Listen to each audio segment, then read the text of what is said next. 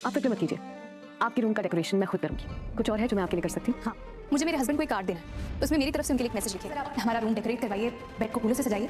आखिर मैं और मेरे पति अरमान अपने हनीमून पे आए हैं। मैंने थाली पकड़ी हुई है, तुम दोनों आरती कर लो। आप मायरा के साथ ऑलरेडी आरती कर चुके हैं मिस्टर पुजार।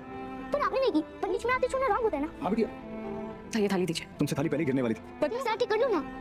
ये रिश्ता क्या कहलाता है, क्या आने वाले एपिसोड होने वाले हैं ज़बरदस्त सनसनीखेज। जी हाँ दोस्तों, उधर गीतू को अभीरा कहती है आप फिक्र मत कीजिए, मैं आपका कमरा खुद सजाऊंगी।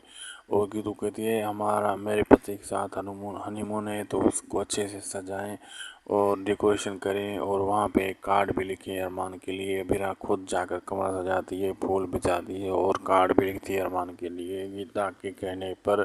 और दूसरा, जब पूजा के दौरान थाली गिरती है अभीरा के हाथ से तो अरमान उससे पकड़ लेता है और फिर मैरा कहते हैं आप फिर करें।